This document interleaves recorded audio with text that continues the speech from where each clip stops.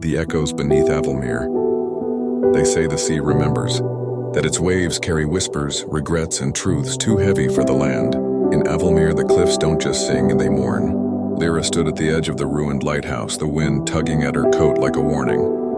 The tide was low, revealing jagged rocks and the remnants of a staircase that once led to the keeper's quarters.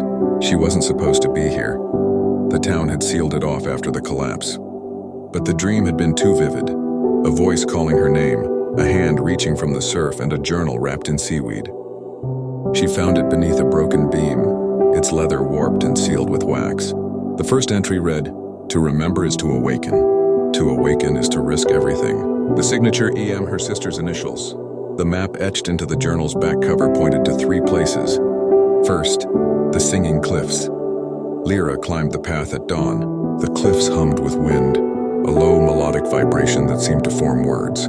She pressed the journal against the stone and whispered, "Elowen." The wind stilled. A voice in her sister's echoed faintly, "You left, but I remained." Lira collapsed to her knees. She hadn't spoken Elowen's name aloud in years. Not since the storm, not since the disappearance. The second location was deep in the woods, where a gnarled tree stood hollow and scorched.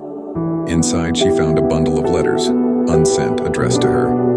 Each one described a ritual, a covenant made by the town's founders to bind memory to place, to protect Avelmere from the drowning truth. One letter ended with, "If you read this, the seal is breaking. The sea will rise and you must choose." The final site was a still pool hidden in a cave, its surface perfectly reflective.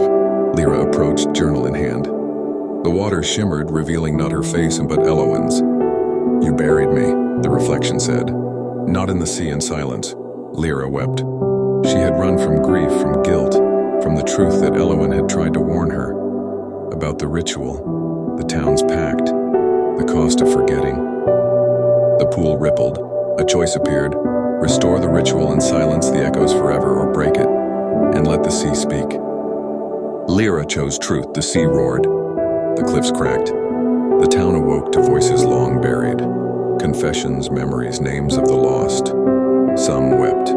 Some fled, but Lira stood firm. She rebuilt the lighthouse, not as a beacon, but as a memorial. Inside, she placed the journal, the letters, and a plaque. To remember is to awaken. To awaken is to heal. Years later, children visit the lighthouse and ask about the singing cliffs.